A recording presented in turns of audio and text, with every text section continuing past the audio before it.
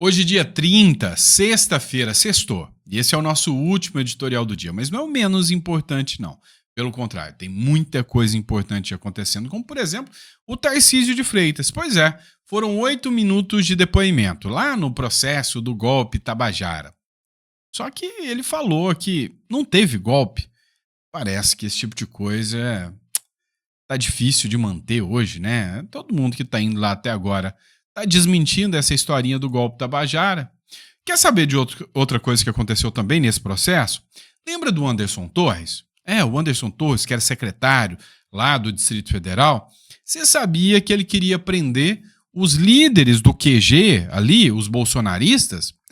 Com a ajuda do general amigo do Lula. Já tinha até data para mandar, para expedir as ordens de prisão contra eles. Isso foi revelado também no depoimento que aconteceu lá na CPI do golpe. Então tem umas coisas, né, lá no processo do golpe.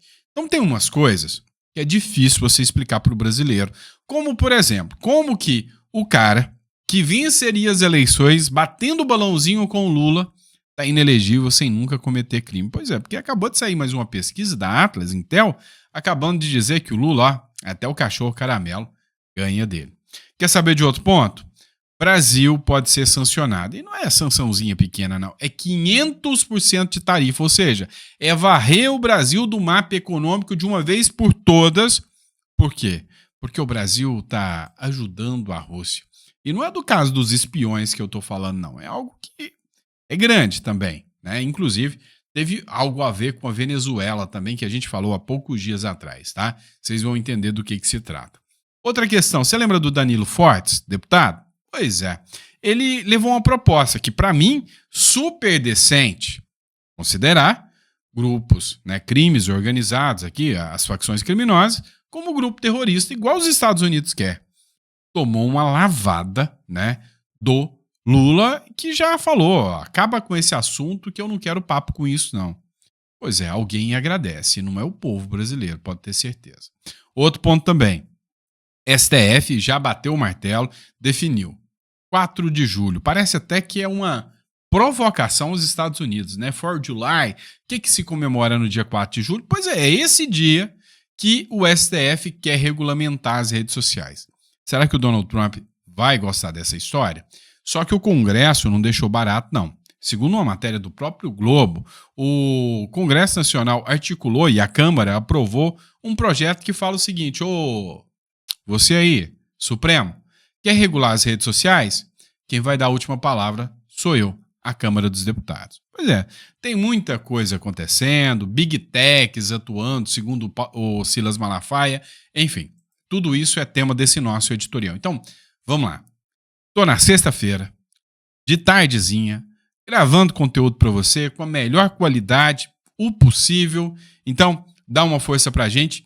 Inscreva-se no canal, vai, bora lá. Eu sei que a gente consegue bater nossa meta aí, bora chegar a 2 milhões de seguidores. Eu sei que você pode dar essa força pra gente aí. E também, se puder compartilhar, eu vou te agradecer e te agradecer muito, tá bom?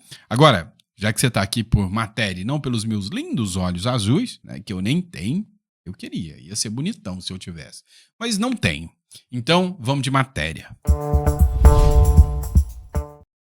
É o seguinte, pessoal, Tarcísio de Freitas, né? Entre tapas e beijos, entre amores e críticas, Tarcísio de Freitas se tornou uma incógnita, que eu, sinceramente, já não sei se eu gosto ou não gosto do Tarcísio de Freitas, depois de tantas coisas que ele acertou e tantas coisas que ele errou. Mas ainda, quando se compara com o Lula, meu amigo, o cara é muito melhor, né? Agora, o que acontece? O Tarcísio de Freitas foi testemunha de defesa do Bolsonaro lá no golpe Tabajara, lembra, né? No processo que está correndo lá no Supremo Tribunal Federal, que eu acho que nem o Alexandre de Moraes acredita mais que essa tentativa de golpe aconteceu. Mas ele não fala isso, senão ele manda prender ele mesmo. A grande questão é que o Tarcísio de Freitas deu depoimento de 8 minutos.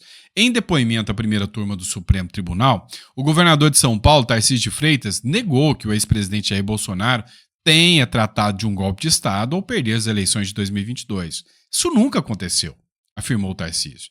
Durante a sessão na manhã dessa sexta-feira, o advogado Celso Vilardi, que integra a defesa de Bolsonaro, indagou Tarcísio se nas visitas ao ex-presidente houve algum tipo de assunto relativo a golpe, o governador falou: não, Bolsonaro não queria dar um golpe. Isso não existiu, nunca existiu.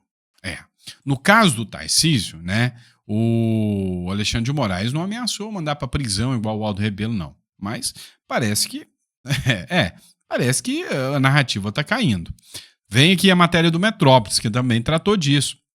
O Bolsonaro, ele temia, na verdade, era que o Brasil desandasse com Lula, diz Tarcísio ao STF.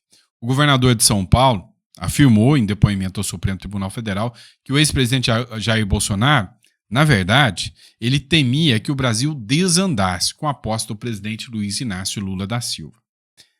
Desandou, né? Vamos ser sinceros. Bolsonaro estava certo. Desandou e desandou feio. E aí veio o Congresso em Foco, né, e falou que não foi só ele, o Ciro Nogueira também falou, em todo esse momento, todo esse tempo, se assunto de golpe aí, golpe tabajara, é balela. Isso nunca aconteceu, não. Olha só a matéria do Congresso em Foco. Tarcísio e Ciro Nogueira negam conhecimento sobre trama golpista. O presidente do PP, o Ciro Nogueira, foi quem anunciou a transição presidencial após a apuração em 2022. Os ex-ministros do presidente, né, Tarcísio de Freitas e Ciro Nogueira, que era da Casa Civil, negaram qualquer indício de articulação golpista no entorno do ex-presidente Jair Bolsonaro. Os dois depuseram nesta sexta-feira do Supremo Tribunal Federal. O governador de São Paulo e aliado de primeira hora, o Tarcísio, afirmou que o tema nunca foi tratado em sua presença. Já o Ciro Nogueira, que é esse aqui, que é o líder do PP, ele já foi bem mais contundente, falou, não, o próprio Bolsonaro me incumbiu de fazer a transição. O senador e presidente do PP, o Ciro Nogueira, também afastou qualquer ligação de Bolsonaro com planos de subversão institucional. Em hipótese nenhuma, nunca aconteceu isso, declarou. Segundo ele, as instituições recebidas do então presidente tinham como foco a transição, abre aspas.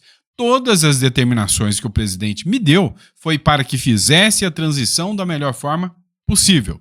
Fecha aspas. O presidente, em momento algum, quis obstacular qualquer situação. Completou o Ciro Nogueira. Entre nós, o Bolsonaro nomeou, né, o comandante indicado pelo Lula, do Exército, Marinha e Aeronáutica, antes da virada do ano. Completou toda a transição. Os generais que não queriam conversar com o Múcio, que era o ministro do Lula, futuro ministro do Lula, o Bolsonaro ligou para eles e convenceu. Faz a transição. Ajuda o Múcio aí. E aí o cara é golpista. Imagina só se ele não tivesse feito tudo isso, hein? Aí. Já estava enforcado. Mas vamos lá, não para aí não. Esses depoimentos ainda estão dando o que falar. Lembra-se do Anderson Torres, que é o secretário, né, de Segurança e ex-ministro da Justiça do Bolsonaro? Pois é. Olha só o que uma secretária do Distrito Federal disse, né? A secretária do Distrito Federal disse que havia um plano para prender Moraes, Lula, o Alckmin. Não. Os líderes do QG do Exército bolsonaristas. Meu irmão. É isso que ela acabou de afirmar. A secretária de Desenvolvimento Social do Distrito Federal, a Ana Paula Marra, afirmou em depoimento ao Supremo Tribunal Federal que existia um plano, chefiado pelo até então secretário de Segurança Pública Anderson Torres, para pedir a expedição de mandado de prisão contra líderes que atuavam no acampamento em frente ao quartel-general do Exército em Brasília. Ana Paula é uma das testemunhas indicadas pelo próprio ex-secretário, ex-ministro da Justiça Anderson Torres, e foi ouvida na manhã desta sexta-feira. As audiências são conduzidas pelo ministro Alexandre de Moraes. Ao ser questionada pelo Procurador-Geral da República, Paulo Gonet, sobre como a pasta agiria na remoção de pessoas em situação de rua do local, Ana Paula explicou que havia um plano. Presta atenção. Havia um plano para a retirada desse público em 10 de janeiro. Segundo ela, o plano era prender os líderes do acampamento. Foi articulado entre o Torres e o general Gustavo Henrique Dutra de Menezes, ex-chefe do Comando Militar do Lula. Abre aspas. O general Dutra e Torres estavam falando de mandado de prisão para líderes do acampamento. Fui acionada posteriormente a tudo isso, quando houve a prisão de muitas pessoas que ficaram na PF e não havia condições de serem transferidas para o sistema carcerário. Ou seja, o plano para prendê-los Já existia desde antes do 8 de janeiro. Alguém me explica? Ou melhor, explica isso. Tá vendo esse cara aqui, que tá à sua esquerda? Chama-se Lula. Tá vendo o cara à direita? Chama-se Bolsonaro. Tá vendo o cara à esquerda? Não ganha eleição porque ninguém tá gostando do governo dele. Mas pode concorrer. Teve preso. Saqueou o Brasil, mas pode concorrer. O outro, da direita, esse não. Esse, ninguém conseguiu comprovar nada de corrupção dele. Sem crime, ele está inelegível. Para mim, isso viola até o Pacto de San José da Costa Rica, que é um tratado internacional que o Brasil faz parte. Agora, a grande questão que a gente precisa observar aqui é: o Bolsonaro venceria Lula se a eleição fosse no domingo agora já, diz pesquisa Atlas Intel. E eu ainda não confio nessas pesquisas. Se elas estão dizendo que o Bolsonaro vencia o Lula, é porque o Bolsonaro bateria balãozinho com Lula fácil nas eleições. Olha o que diz aqui a matéria.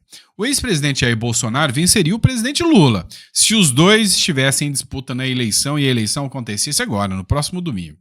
Segundo a pesquisa realizada pelo Instituto Atlas Intel e divulgada nesta sexta-feira.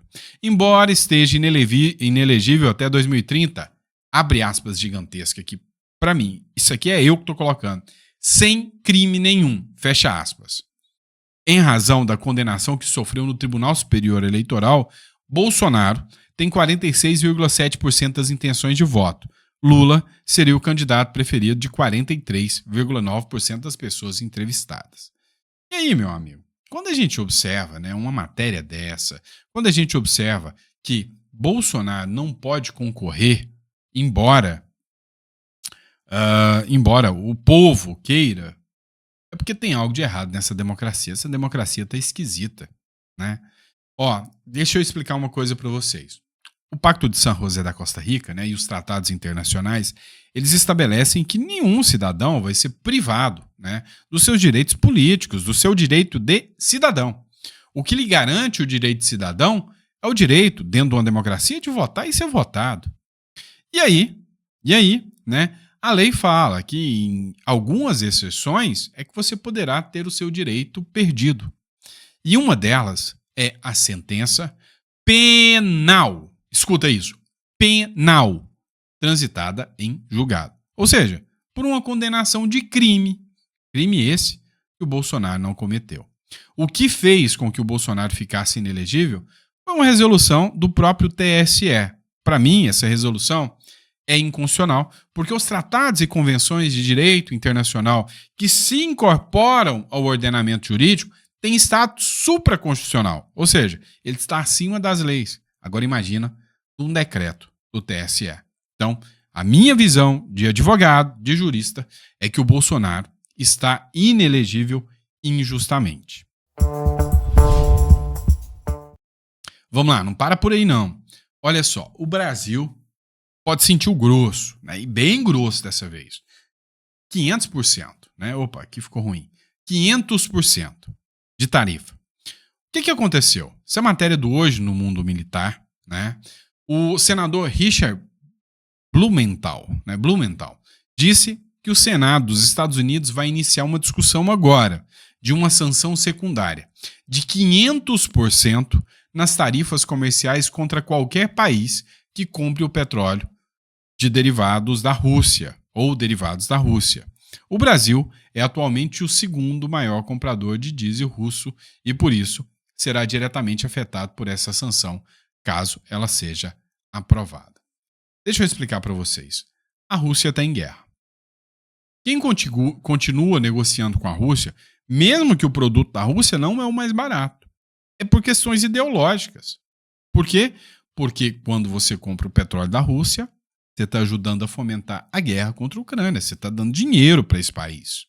E aí, o que justamente os senadores aqui falam é: esses países que estão optando em comprar para a Rússia, sendo que tem vários outros países aí com ofertas tão vantajosas quanto, esses países só estão querendo uma coisa. Só uma coisa. Financiar a Rússia. E por causa disso, eu vou pôr uma sanção. Aquelas aranceles. O que são as aranceles? Né? São tarifas. São impostos para se poder negociar. Ou seja, imagina se o Brasil perde todo o mercado americano e para de vender para o mercado americano? Estamos ferrados. Imagina, né, se a gente não pode comprar mais vários produtos tecnológicos que a gente depende dos Estados Unidos. Estamos ferrados. Então, exatamente o que o senador aqui americano fala é, tá vendo? O Brasil está optando em ficar do lado errado, do lado da Rússia, do lado da China. Inclusive, né, o Brasil está sendo utilizado pela Venezuela. Olha o tamanho da cara de pau disso aqui. Os caras são caloteiros, não pagam o Brasil. O Lula mentiu dizendo que é o Bolsonaro que não vai lá cobrar do Maduro, porque o Maduro é um homem bom. O Maduro vai pagar. Pagou nada, é caloteiro, bigodudo sem vergonha, não pagou nada pro Brasil. E é nós que pagamos os impostos. É o nosso dinheiro que foi para lá. E culpa do Lula também, que fez negócio com o Maduro. E hoje o cara dá o calote na gente. E aí, para piorar tudo, para que você possa entender, né, o que está acontecendo, os caras vendem petróleo para a China para fugir das sanções que os Estados Unidos impôs. Fala que esse petróleo saiu do Brasil. Agora, o Brasil vai tomar na tarraqueta também, com 500% de tarifa, segundo o senador, e aí eu quero ver quem é que a Venezuela vai mentir que está vendendo agora para a China ou para a Rússia. Ou comprando. Vamos lá. Outro ponto. Tem um assunto que a gente está batendo muito na tecla. O Congresso começou a fazer a sua parte, mas ainda está fraco demais, tem que mudar demais. Tem alguns assuntos de segurança pública. Primeiro, questão bélica e penal é Estado que tem que resolver. Cada Estado tem sua particularidade. Se você for lá no Acre, o problema do Acre é do Acre. Se você vem em Goiás, o problema do Goiás é no Goiás. Se você vai lá no Rio Grande do Sul, o problema é pontual do Rio Grande do Sul. Cada estado brasileiro tem suas peculiaridades, tem sua cultura, tem sua forma de agir. É por isso que as demandas penais deveriam ser tomadas pelos estados, certo? Essa é a minha visão. Inclusive, liberação e posse de arma. Vamos fazer o seguinte, vamos fazer um teste para acabar com a discussão. Libera a arma lá para o Rio Grande do Sul, libera a arma para o povo de Goiás. E deixa lá na Bahia sem arma. Vamos ver qual dos dois estados vai ficar mais violento ou não. É simples, aí a gente sabe. Só que agora, o Danilo Fortes, que é o autor do PL que iguala facções a grupos terroristas, tomou um bloco, né, do governo Lula. Vai atrapalhar, né, essa turminha aí que fica defendendo crime organizado, vai votar em quem? Né? Vai perder voto. Olha o que aconteceu. O autor do projeto de lei que equipara as facções do narcotráfico a grupos terroristas, que é o Danilo Forte, do União Brasil, reclama que o governo Lula tem se posicionado contra a medida.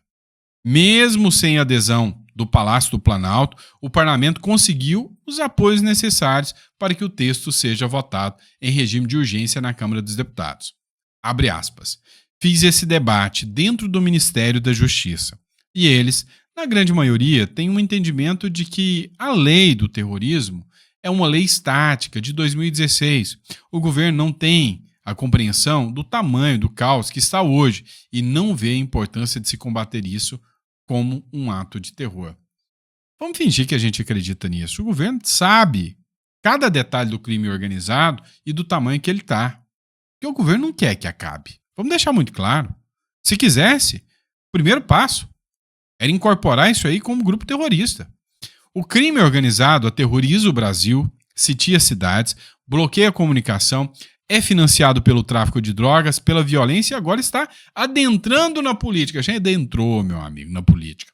Isso precisa acabar. E para acabar, precisa ter ação enérgica, juridicamente capaz de fazer com que o preso fique preso e que se fique comunicando e que não fique se comunicando com o resto da sociedade e dirige o crime a partir da cadeia, argumentou o autor da proposta. Danilo Fortes, meus parabéns para você, parabéns pela atitude, né? Recomendo que as pessoas, o cidadão de bem, vá lá e te dá parabéns, é esse tipo de atitude que tem que ter coragem, e parabéns por expor o governo Lula também, mostrando que o governo Lula não quer equiparar e colocar esses grupos terroristas como grupo terrorista. É simples assim. A achou que parou, né? Parou não. Vamos falar de sanção dos Estados Unidos. Olha esta matéria.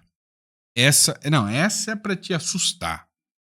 O que mais incomodou os ministros do STF sobre as sanções amorais, né? As sanções que virão lá dos Estados Unidos por parte do Donald Trump. O que mais incomodou os ministros do STF? Já sei, você pensou, ver o Mickey. Eles querem ir para os Estados Unidos, não querem mais ver. Querem ver o Mickey, não querem ficar sem ver o Mickey. Ou o Pateta. Bem que Pateta, tem um monte aqui no Brasil, né? Eu, por exemplo, sou um pateta, né? De financiar todo esse sistema corrupto e canalha que existe por aí. Eu sou um pateta. E eu tenho certeza que você tá me assistindo também é um pateta na mão dessa turma. Então o problema deles não é ver pateta, porque pateta aqui no Brasil já tem demais. É ver o Mickey mesmo, né? Mas você sabe o que mais incomodou a turma? Pois é, tem a ver com ex e termina com o critório de advocacia das mulheres. Meu irmão. Olha só, um ponto específico das sanções em análise pelos Estados Unidos gerou especial incômodo a integrantes do STF e da Procuradoria-Geral da República. Um ponto específico, contudo, gerou especial incômodo na Corte. A possibilidade de esposas de magistrado com escritórios de advocacia também sofrerem sanções. Ô pessoal, se o Brasil fosse minimamente um país sério, esposas de juízes, magistrados e ministros seriam absolutamente proibidas de ter escritórios de advocacia. Cá entre nós, se você vai contratar alguém, você acha que tem mais chance de ganhar a esposa do cara ou um advogado que nunca viu o cara? Né? Sacanagem. E aí, né, para variar, vamos falar ainda, né, do STF, que está querendo regular as redes sociais. Vou nem fazer a transição, bora direto aqui. O STF volta a julgar a responsabilização das redes sociais em 4 de junho, né? Cara, assim, faltou pouco para ser 4 de julho, né? Para fazer assim, uma ofensa a mais para os Estados Unidos. Eu até confundi aqui no início. O STF vai retomar em 4 de junho o julgamento de 2 ações que vão definir se plataformas digitais podem ser responsabilizadas por conteúdos que os usuários publicam. O Supremo analisa a constitucionalidade do artigo 19 do Marco Civil da Internet, que diz que as plataformas só ficarão obrigadas a retirar conteúdos considerados ilegais se houver uma ordem da Justiça. O que o STF está querendo dar de presente para o governo Lula aqui?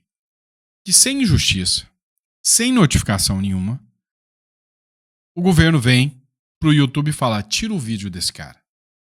E o YouTube tem que tirar, porque se o YouTube não tirar, independente de ordem judicial, de ampla defesa, de contraditório, de devido processo legal, não vai ter nada disso. E se o YouTube não tirar, o YouTube sai do Brasil, igual o X saiu aquela vez. Matéria do Thomas aqui, ó. Breaking News. STF marca para quarta-feira o julgamento que pode regular as Big Techs e oficializar a censura judicial no Brasil. Isso mesmo.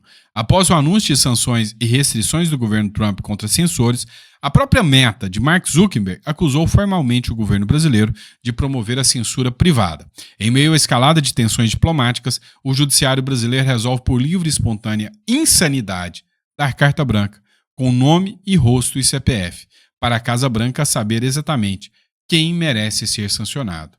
Sério. Obrigado. O que ele está falando aqui? Cara, cada voto do STF vai contar. Todo mundo vai ver lá quem votou. E aí, é dizer, ó, ministro tal, ministro tal, ministro tal, tá censurando as redes. É esses aqui que vocês podem aplicar a lei Magnitsky. Então, não sei se a medida é muito inteligente por parte do STF, né?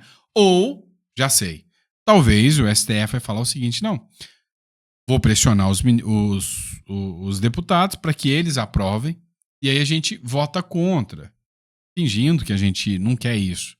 Acho difícil, né? Na minha visão, os caras vão censurar, sim, a partir de 4 de junho. Né? Essa é a minha visão. Mas vamos lá, o Congresso Nacional não está querendo deixar barato, não. Olha só, enquanto o IOF está virando discussão ali, a Câmara dos Deputados aprovou a toque de caixa um projeto que submete ao Congresso a decisão judicial sobre remoção de perfis de parlamentares nas redes. Ou seja, arrancar rede social de deputado tem que passar pelo Congresso. É justo. Mas e o restante? E os jornalistas que precisaram fugir do Brasil? Como fica? Enquanto o governo essa semana estava distraído tentando manter a taxa do IOF, a oposição aproveitou esse cochilo e aprovou esse projeto que promete ser o próximo capítulo no duelo entre legislativo e judiciário pela regulação das redes sociais. Esse projeto obriga que qualquer decisão judicial que determine a remoção de perfis nas redes sociais de parlamentares seja submetida ao Congresso Nacional para que ele autorize se pode remover essa conta ou não. A gente separou aqui uma tela com um trechinho dessa nova legislação que vocês vão ver aqui. Estabelece um prazo de 24 horas para que essa decisão seja remetida ao Congresso, a Câmara ou Senado, né, a quem, eu vou abrir aspas aqui, compete exercer o juízo político sobre uma decisão judicial. Tá de parabéns. Eu sei que estão falando mal disso, tá? Essa bodega aqui chamada Brasil é democracia ou não é democracia? Porque me responde, quantos votos cada ministro do Supremo Tribunal Federal teve? Nenhum, mas nenhum. Agora, quantos votos alguns deputados como o Nicolas Ferreira teve? 1.400.000 e tanto. Agora eu te pergunto, por causa de uma decisão judicial, ele pode perder o direito de falar? Direito de falar? Você entende o tamanho do buraco disso? Né? O tamanho da insanidade disso? O cara que é eleito pelo povo vai perder as suas redes sociais o direito de falar porque uma decisão de um juiz determinou. Tá certinho. Assim como para o processo correr está previsto na Constituição, precisa, né, que a Câmara dê o aval porque eles foram eleitos e isso é para evitar perseguição judicial. Tá certinho. Ponto positivo, dedinho para cima do Congresso Nacional. O que anda difícil da gente fazer, mas dedinho para cima, tá? E não é o do meio, não. É o polegar. Vamos lá, continuando nesse imbróglio todo aqui, é o seguinte, o Malafaia, ele viu a atuação de Big Techs em sanções dos Estados Unidos e questiona, quem é esse Eduardo Bolsonaro? Pois é, você deve estar achando que eu vou falar mal do Malafaia, se enganou, tá? O Malafaia não está falando mal do Eduardo Bolsonaro. O Malafaia disse o seguinte, olha, tem coisa muito mais forte envolvida, com ou sem o Eduardo Bolsonaro, as sanções aconteceriam. O Eduardo Bolsonaro está sendo uma longa-manos, uma ajuda para que essas sanções acelerem. Mas ia acontecer. O Malafaia, aqui na minha visão, está aí defendendo o Eduardo Bolsonaro. Eu falei isso, falei, gente, com o Eduardo Bolsonaro, sem o Eduardo Bolsonaro, a sanção ia acontecer. É o Musk, é o Pavlovski lá que quer, o da Rumble, né? Da Getry lá também, o Mike Benz, né? Que é o da Getry lá, né? Então, enfim, esses caras, o Elon Musk, agora, o Zuckerberg, do Meta, do Facebook, ou seja, essa turma toda tá querendo a cabeça do Alexandre de Moraes, né? Porque ele tá querendo a cabeça deles. É uma guerra pessoal entre Big Techs agora e Alexandre de Moraes. O Eduardo Bolsonaro tá no meio desse fogo cruzado e a Procuradoria-Geral da República quer arrancar, né, o Eduardo Bolsonaro no tapetão. Matéria do jornal O Globo, olha só, Bela Megali. Uma das principais lideranças da direita, o pastor Silas Malafaia, minimizou o papel de Eduardo Bolsonaro nas sanções dos Estados Unidos, que podem atingir o ministro Alexandre de Moraes e outras autoridades brasileiras. Malafaia deixa claro que considera o movimento do governo Trump diretamente ligado a Big Techs e americanos poderosos, com quem o ministro do STF mexeu. O pastor também criticou a investigação aberta nessa semana pelo STF, que apura coação por parte de Eduardo Bolsonaro sobre os ministros ao capitanear um movimento de punição a magistrados junto a Donald Trump. Resumindo, o Malafaia, ele entendeu aqui, né, aquilo que eu já disse. Não se pode, né, atribuir toda a responsabilidade, tudo isso, ao Eduardo Bolsonaro a ponto de sancioná-lo como está buscando o Alexandre de Moraes e como está buscando o Paulo Gonet. Eles querem pegar o Bolsonaro, vocês sabem disso. Agora também, não dá para minimizar o trabalho do Eduardo Bolsonaro. O cara está sendo corajoso. O cara vai sair como herói dessa aqui. Escuta o que eu estou falando. Para a direita brasileira, o Eduardo Bolsonaro está fazendo papel de herói. Me responda. Qual deputado, qual senador que chutou o balde, abriu mão de tudo e foi embora para os Estados Unidos tentar correr atrás de punição e sanção para aqueles, né, que eles julgam algozes? Nem o Marcos Duval foi, cara. Também não pode, né? Tá com um passaporte apreendido. Ele teria que fugir do Brasil para poder ir, né? Porque é insano um senador da República não poder ter um passaporte. Mas, enfim, não dá para minimizar o trabalho do Eduardo Bolsonaro, não. E tanto é que até a Veja tá dando holofote. O Estadão saiu em defesa do Eduardo Bolsonaro. É porque, sinceramente, eu acho que até esses jornais já estão começando a ficar de saco cheio com alguns ministros do STF. Escuta só, né? Esse trecho é da entrevista da Veja com o Eduardo Bolsonaro. Ele sabe que ele vai sair derrotado, porque ele não tem a verdade ao lado dele. Pergunto a vocês, há quanto tempo está aberto o inquérito das fake news? Desde 2019, 6 anos. E provou o quê? Nada. Na história do STF tem jurisprudência onde, com muito menos tempo de investigação, inquéritos foram trancados porque ultrapassaram o limite do razoável de uma investigação. E o porquê contra o Jair Bolsonaro isso daí não vale, né? Todo ditador exagera, abusa do seu poder dizendo defender a democracia ou um bem maior. E, para fazer isso acontecer, esmagam as liberdades do seu povo. É a Veja. Não. Se fosse a Gazeta do Povo, se fosse a Revista Oeste, se fosse a Plenum News, eu ia falar, né? O Eduardo Bolsonaro vive falando lá. Mas é a Veja. É o Estadão defendendo o Eduardo Bolsonaro no meio dessa briga aqui. Alguns jornais, como Estadão, a Folha de São Paulo, a Veja, já viram que o judiciário vai partir para cima deles como se não houvesse amanhã. E aqui eles estão dando atenção para o outro lado da história. Cara, presta atenção no que eu estou te dizendo. Somente se, o ministro Alexandre de Moraes chegasse sancionado pelo Trump e chegasse empichado ou isolado pela Suprema Corte, se alcançar outros juízes também, o Eduardo Bolsonaro vai sair como herói.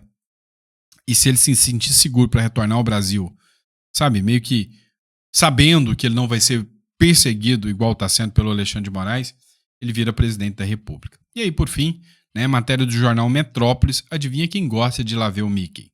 Luiz Roberto Barroso, presidente do STF, corte cujos ministros estão sob ameaça de sanções dos Estados Unidos, viajou para o país pelo menos 4 vezes neste primeiro semestre. O ministro é colaborador na Harvard Kennedy School, escola de políticas públicas ligada à Universidade de Harvard. O levantamento foi realizado pelo Metrópolis por meio da agenda oficial do ministro disponibilizada no site do STF. Em janeiro, nos dias 27 a 30, ele esteve em Yale, em New Haven, para uma conferência sobre direito civil brasileiro. Em março, ele voltou ao país para participar de um evento na Universidade do Texas. Em abril e maio, ele fez pelo menos 2 viagens, onde foi a eventos em Washington, na Universidade de Georgetown e em Nova York. Os Estados Unidos têm a obrigação de conceder vistos a encontros como reuniões multilaterais, a exemplo da ONU, segundo o ministro de Relações Exteriores, Mauro Vieira. Mas para eventos como esses que Barroso compareceu em 2025, uma restrição poderia afetar diretamente a sua participação presencial. Ao Metrópolis, a Embaixada dos Estados Unidos reforçou que a restrição aos vistos se deve a ações de censura que vão além de sua autoridade e alcancem os Estados Unidos. Eles também afirmaram que não tem informações compartilháveis sobre quem será afetado pela medida. Procurada pelo Metrópolis, a assessoria do STF não se pronunciou até a publicação deste vídeo. Vamos lá, vamos entender. O Barroso, vários outros ministros do STF já foram lá um monte de vezes. O Moraes não brotou lá, não foi. Tá? E agora, o que a gente tem em vista aqui, o que a gente pode dizer aqui, é que, meu irmão, estão falando que os Estados Unidos é obrigado a fornecer visto pela ONU. Meu irmão, é o seguinte, os Estados Unidos podem se opor a isso, e a gente está falando do Trump. Vai ficar difícil para os ministros do STF, para os familiares, todos irem lá ver o Mickey. Né? Até porque não vão ter nem cartão internacional para pagar as viagens. E quem é que vai querer colocar o senhor na reta para pagar a viagem do ministro do STF? Não é? Talvez alguma empresa que tenha algum julgamento correndo lá no STF. Vai saber, né? Pessoal, obrigado pela confiança, pela credibilidade. É sempre um prazer, uma honra enorme estar aqui com vocês. Amanhã, sabadão, eu tô de volta. Não pense que eu vou abandonar, não, porque eu gosto de conversar sobre política com vocês todo santo dia. Então amanhã a gente tá de volta para um bate-papo aqui junto com vocês, tá bom? Grande abraço e até a próxima.